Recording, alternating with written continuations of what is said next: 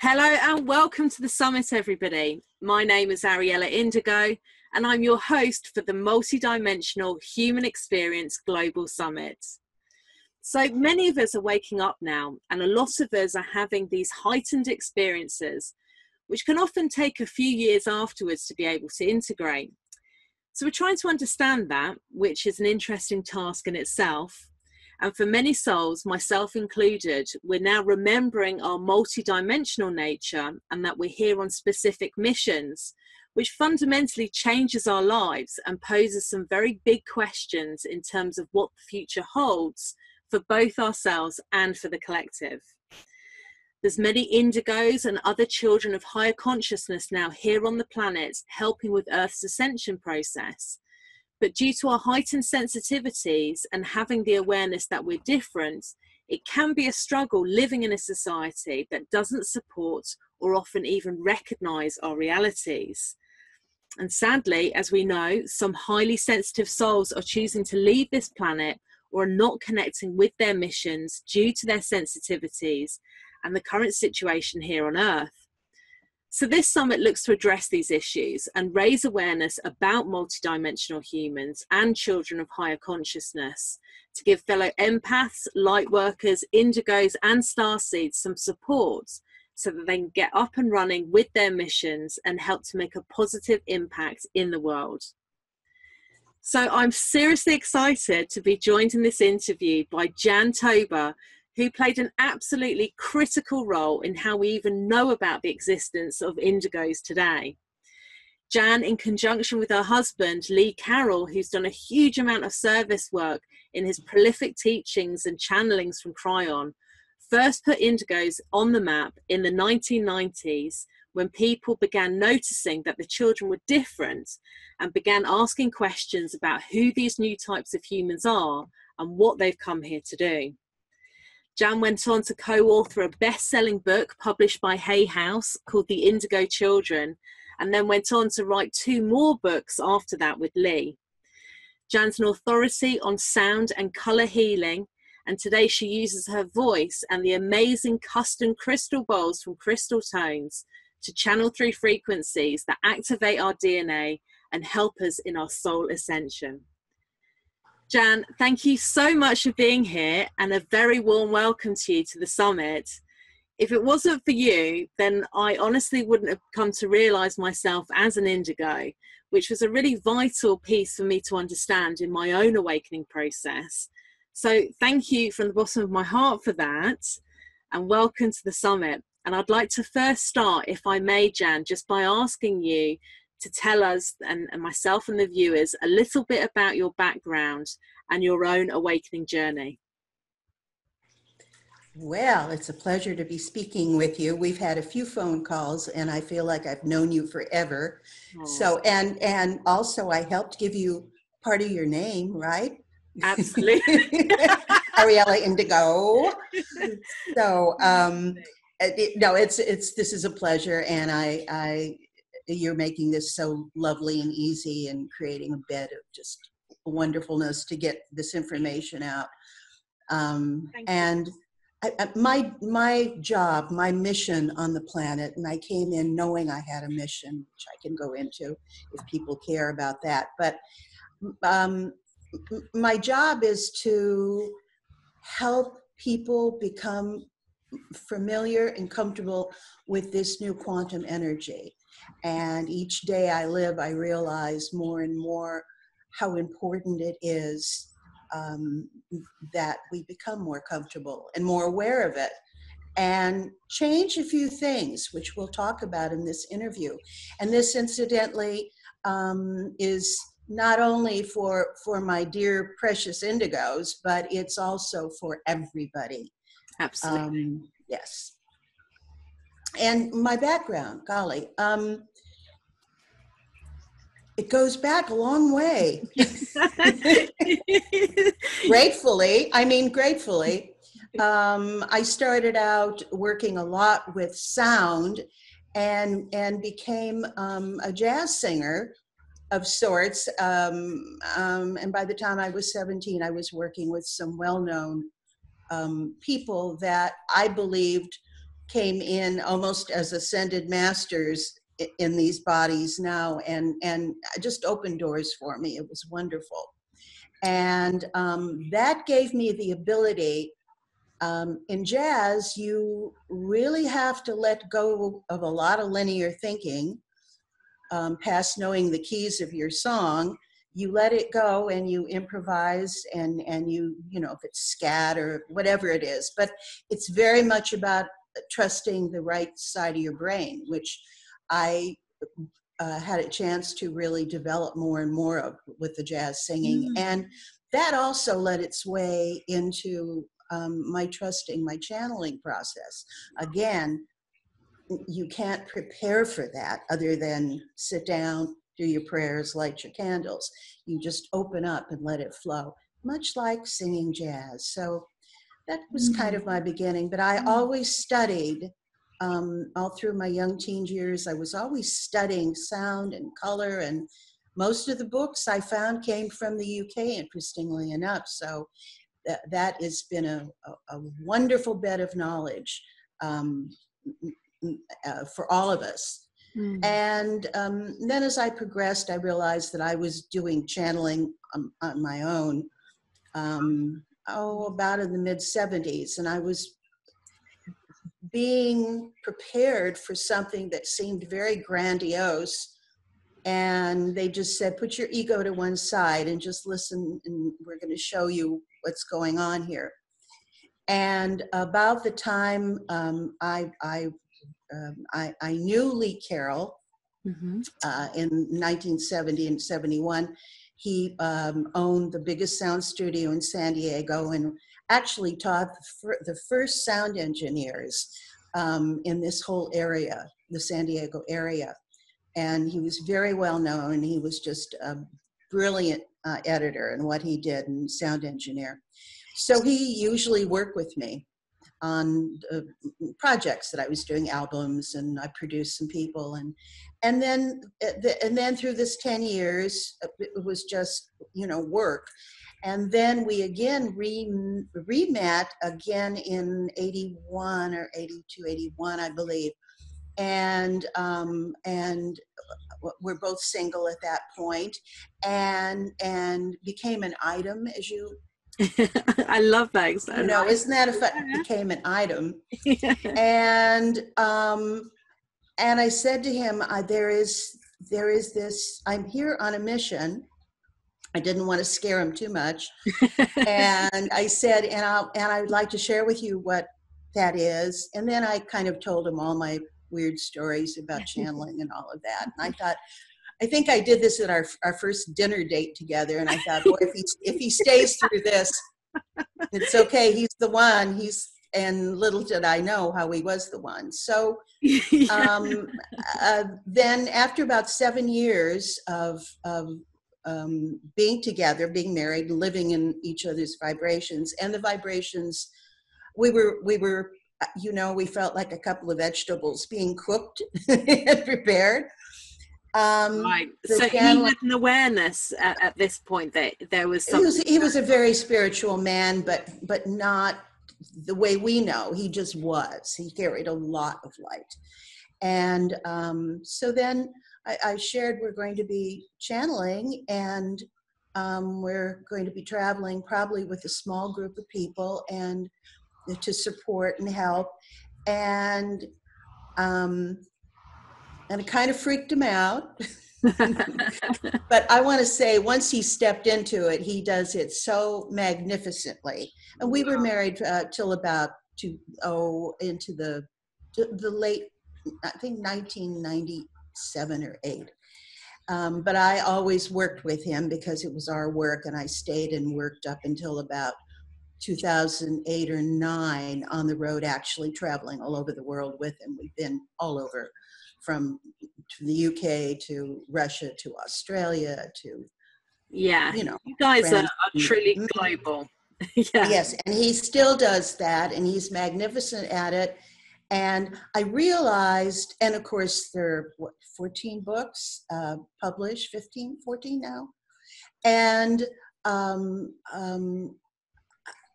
realized that Cryon has its own life, the Cryon information, but it's all about this. It's all about helping people understand who they are, what they are, why they are, and just supporting them in this quantum state. And then I realized what a platform that was for us to launch the Indigo books. The 3 Indigo books were written with Lee and I. Lee did the majority of the actual writing, and I compiled with the different people that are in the book, along with the knowledge of Nancy Tappy and Nancy's interviews in the book. Nancy Tappy was the originator of the Indigo information. Anyway, Yeah. we can get into that Good to hear about later that. in the interview. Yeah, great. So that's it, and the rest is history. And here I am, and I'm in for the long haul, they say, and that's what they keep telling me. And I said, okay, works for me. Oh, amazing. I love your story so much. I mean, you guys, both yourself and Lee, the service work that you guys have done is prolific.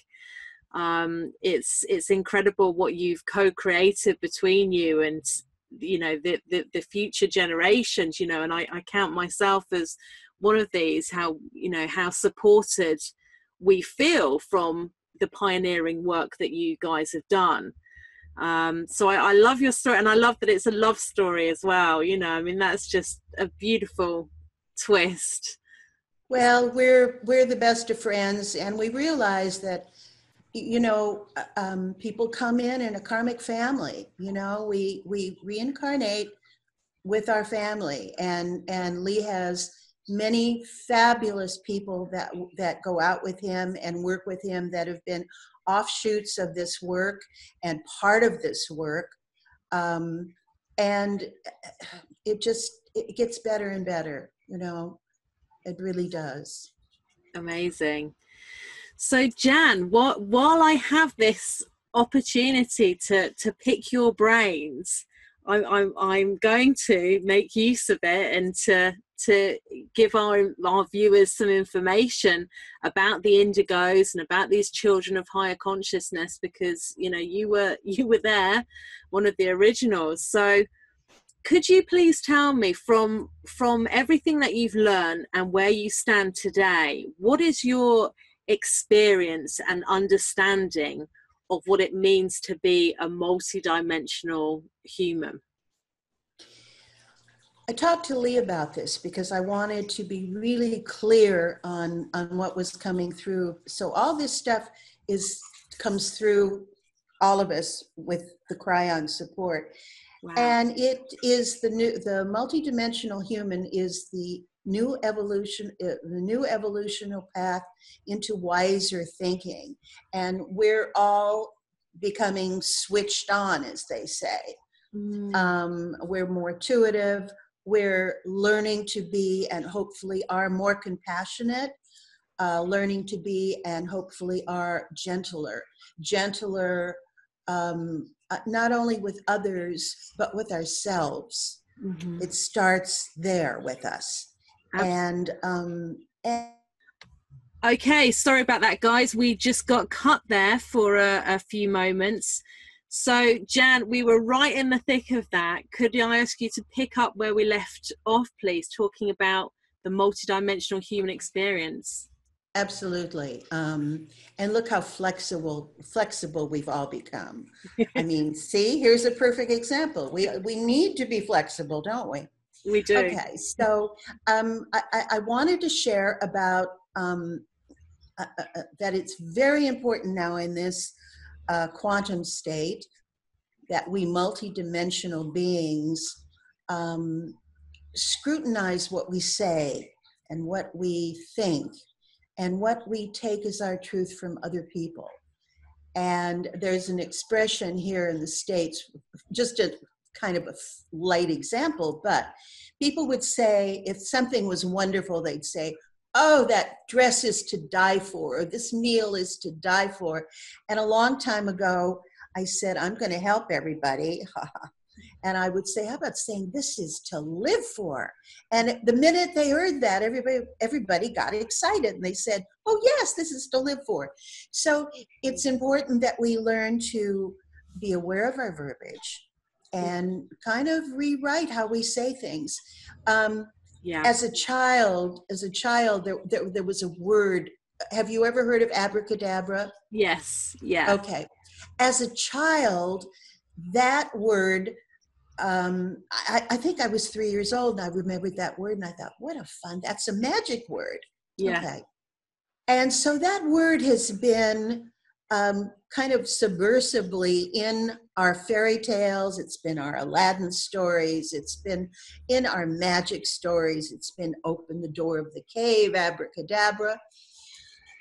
And that lovely gift that spirit has flown through our lives literally means, and I hope I'm getting this right, I'm getting the essence right, and it is, I create as I speak. I believe that's the literal translation. Oh, wow. Okay. And so that's been out there, and now it's important that we take note and work with shifting the way we speak and help each other. This to me is like one of the most important things we can learn, because we are instantly manifesting. We don't have a 3-second delay anymore. It is instant. Yes. So to be aware, and people can think they're going bonkers or crazy if they're saying something and they don't want it and it's manifesting. Yes. So we need to take responsibility for that and be present. We really need to learn to be present.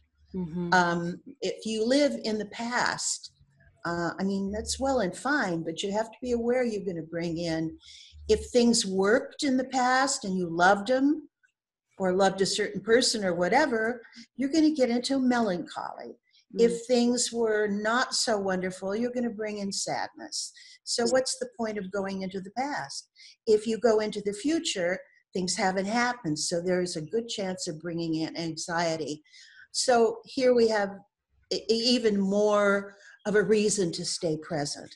And when you're present, you're in your point of power, and that's when you manifest. So these things are extremely important for a multidimensional human. And the indigos are multidimensional humans, as are all of us who are living now. That's true. Yeah, we are all multidimensional humans. Some of us are aware of that and some people aren't, but we all are, aren't we? We are. Yes, absolutely.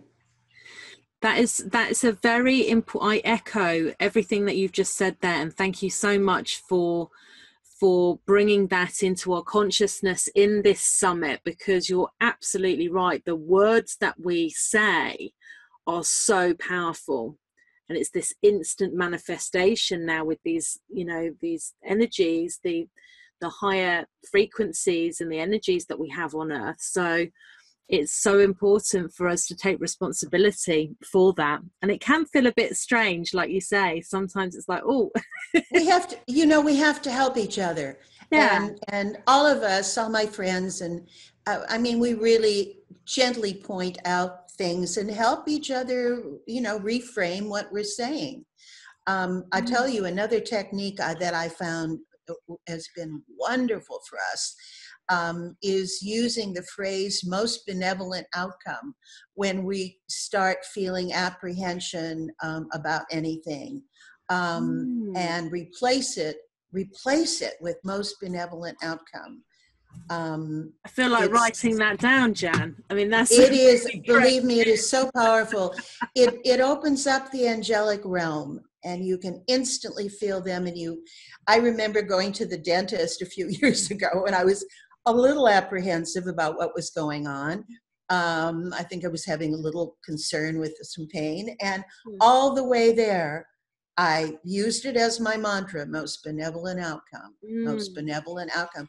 By the time I got there, I was completely relaxed and comfortable. And incidentally, it turned out to be nothing. And so I left very happy too. this is a way of helping people as they go into concern, to help remove the concern and replace it with most benevolent outcome. There's That's actually a book on it called The Gentle Way by Tom Moore, Moore, and he's a friend of Lee's and mine. And it's the Gentle Way series, and it's gentlewaybooks.com.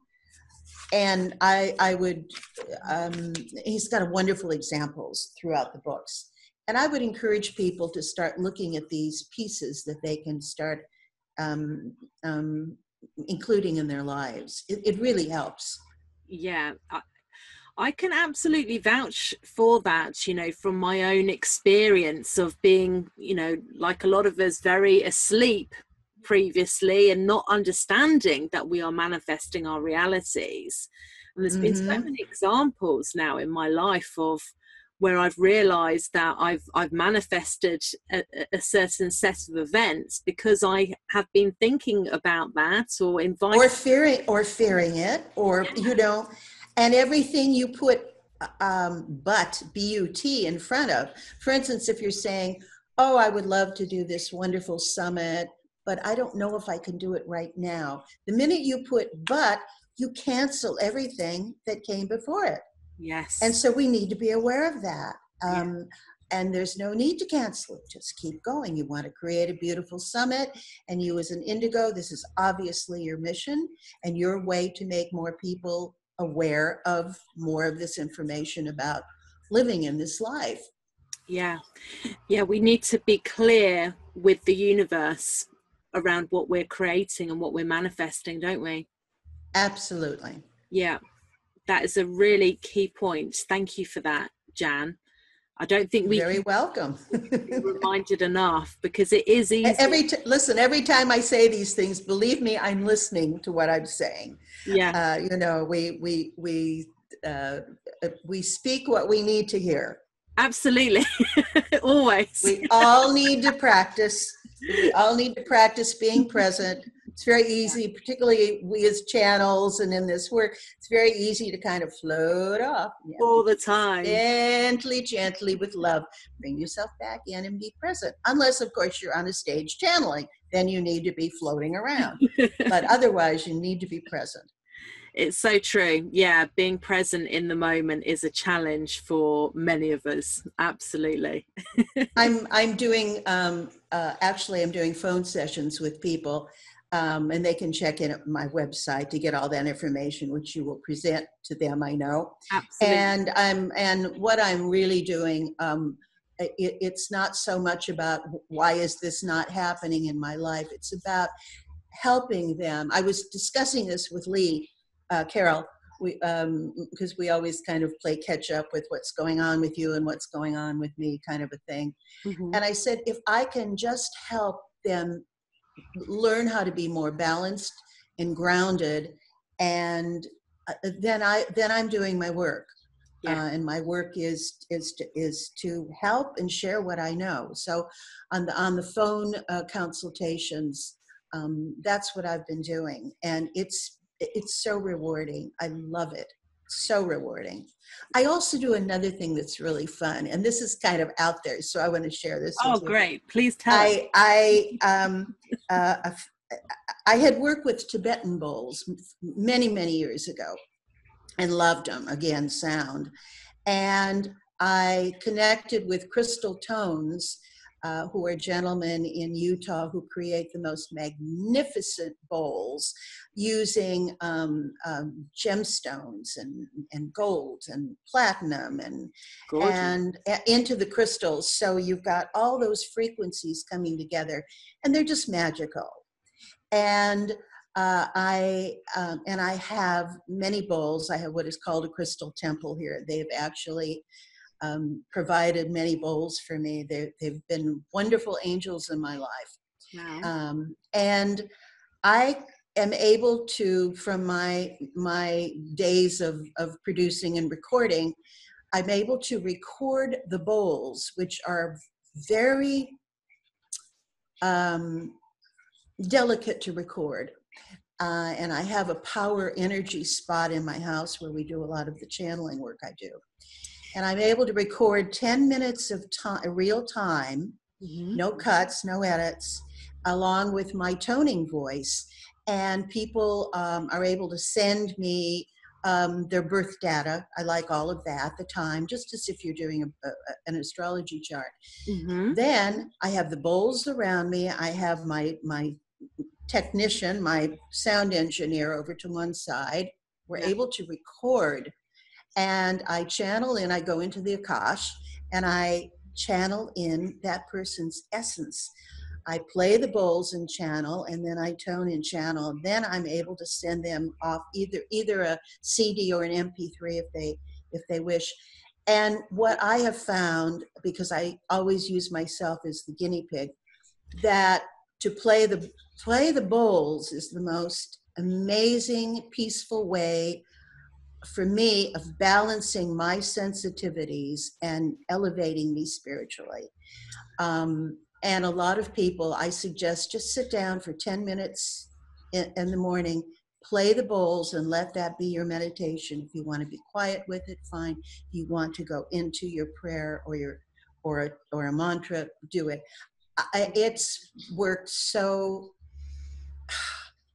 powerfully and joyfully for me. So I'm able to do that. I love it. Taking all the back things from my backstory and bringing them into what I can do for others. It's just been, it's amazing. And then I listen to the playbacks to be sure they're clear. And I go into their story. I trip out into their story for 10 minutes. And I come back and I look at my sound engineer, who is a very evolved, sweet, dear friend. And I just said, woo, are they going to love this? Woo.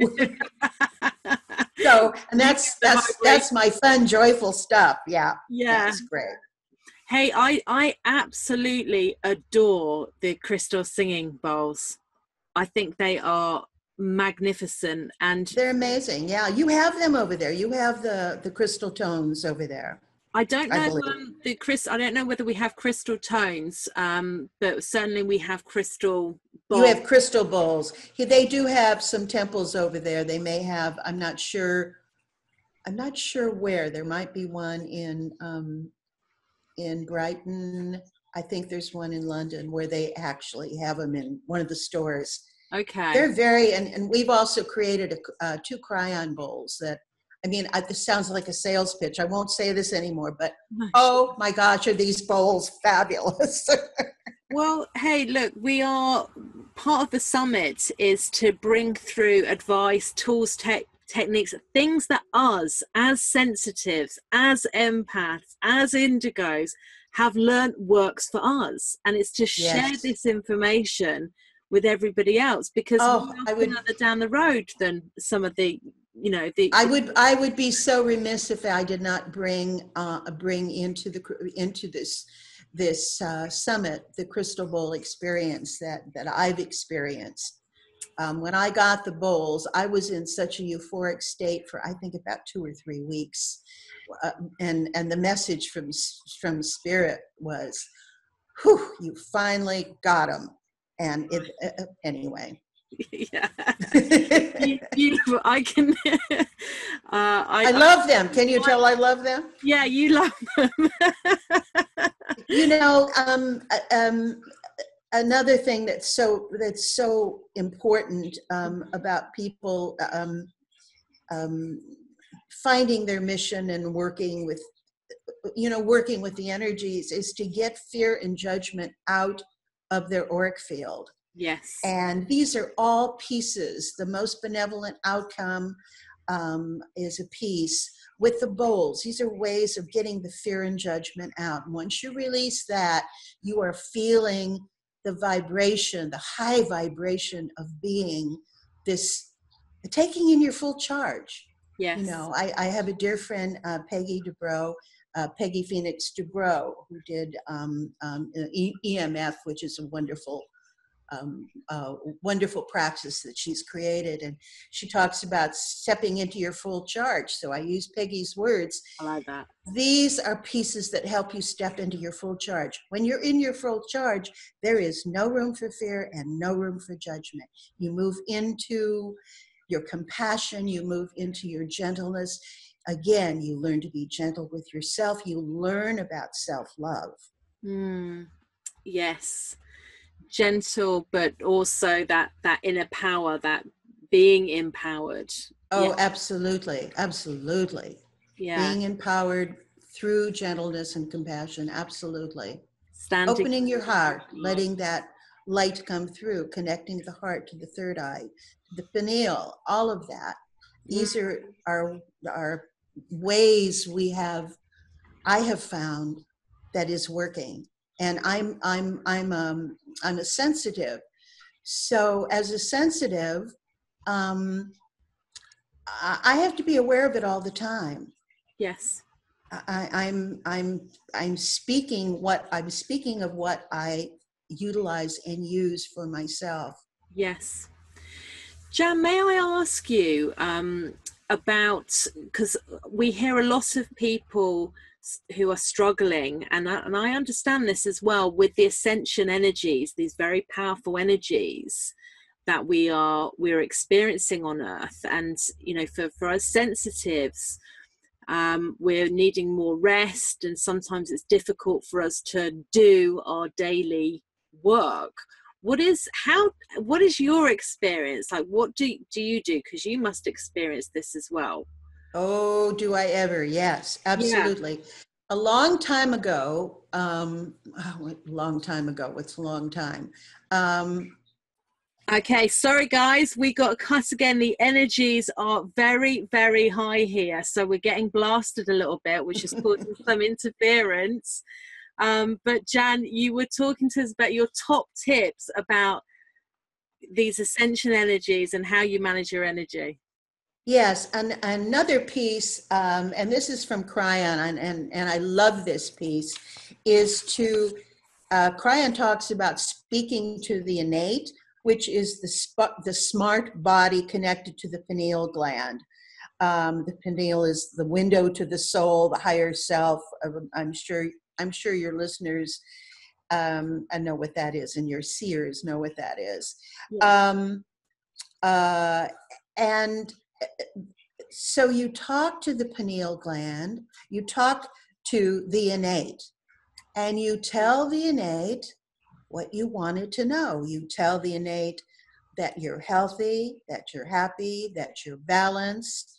If there is, I have a friend who has a little area, tooth area. She's talking to the innate. The pain is going away. It's lessening. By the time she has anything done, it'll be just a surprisingly easy situation. I went through that too with the dentist situation. I remember talking to the innate. So this is really important for people to know. It's an important technique. There's a masterclass here. And the other piece that I have been a pioneer of probably 25 years now is talking to, I call it the divine inner child. Oh, I like that. The divine inner child. And I do a process where I ask you find the inner child in your heart space. And in a lot of my meditations, there's one in particular that gets you right to the inner child. Okay. And you tell the inner child that you're going to bring in its earth parents. And you bring in the earth parents, and the inner child is going to thank the earth parents for all that they've done. They did the best they could with whoever and whatever they had. We must know that, because we choose our earth parents. Absolutely. And then thank them and release them. And then you become, I call it the golden god, goddess, mother, father, God to your divine child. And that connection is unbelievable. Mm. When that connection is made, you can then go in and really connect. And when you're upset or things feel a little off kilter, go in, find that child in your heart, and ask it what's going on, Yes. and you will hear. Very powerful. Another technique is, we use this in the Indigo book. In one of the Indigo books, is to ask your question with your dominant hand, Mm-hmm. and then get your answer with your non-dominant hand. That And is that's really right. powerful. It is so Yeah. powerful. I've had clients too that are going back and forth. It's the one thing if I can channel in what's going on with them, but there's another level if they can find the answer within themselves Yes. from their inner child by themselves. So It they is write another down. level of power. Yes. And Yes. then you work with most benevolent outcome. If the child is really concerned about something, go in and work with most benevolent outcome. Another technique that I love, is Ho'oponopono, which Yes. is the ancient, we talked to that earlier, the ancient art of forgiveness and healing, the Yeah. ancient Hawaiian practice. And my truth is that this actually even comes from Lemuria, Right. which is all connected. Mm. So that's another piece that's really empowering. And that is, I'm sorry, please forgive me, thank you, I love you. That simple mantra, going in, finding the child, and just loving that child and speaking those words. This is the beginning of real self-love, as I say it. And it's Absolutely. effortless. It just is. Yes. I think everything that you're saying is such powerful healing. There's such powerful tools for healing. And You I've used indigos, my life I'm and sorry, helped dear. so much. Your indigos are here to break up the crystallization on the planet. Basically, that's your mission. Mm-hmm. How you all do it is up to you. You're doing it with the summit. Other people will get into government and make waves there. Other people will get into the educational system, which in our country is so archaic, and they'll start changing it. So it makes perfect sense that the indigos are here to spread out like loving tentacles and help this planet shift. Yeah, absolutely. That is what we are here to do. And Mm-hmm. there's many of us that have come here to do that, and many beautiful light workers and sensitives, and together we're it's an incredibly exciting time right at the It moment. is. It is. And even if you're not an indigo and you're listening to this, this doesn't mean you're less than, believe me. It No. means we all have our jobs to do, and to help the indigos interface gently, because they come in right, left brain balanced, and we're basically in a pretty left brain world. Mm-hmm. And to help them by letting the arts come in, and the softness and the gentleness, and music and dance and theater, and allowing all that right brain joy coming back in the earth, make way for it. Yeah. And support the indigos. And we all have our work to do. And if you're on the planet at this time, you are a multidimensional human. Yeah. Otherwise, you would be in the other dimension. You would have left this physical body, and you would be in the other dimension we call death, which would be nice if we have another word for it. And we do. Yes. Here, just another dimension. Yes. So, yes. Yeah. Amazing messages, Jan. Thank you so much. Incredible knowledge and resources, tools and techniques. Thank you so much. And I really want us to talk about your free gift, if we may. But I just want to ask you, Jan, before we do that, is there anything else that you wanted to cover today that we haven't already discussed? I think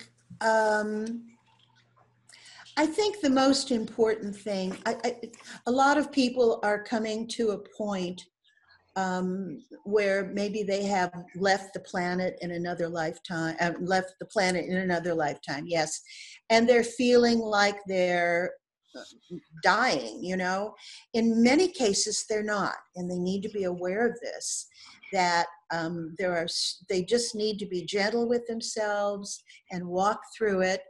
And if you're ready to leave, that's perfect too. But to know that there's a gentleness that we must create for ourselves. All these pieces that I've talked about have to do with things that I have done and I do in order to be here now.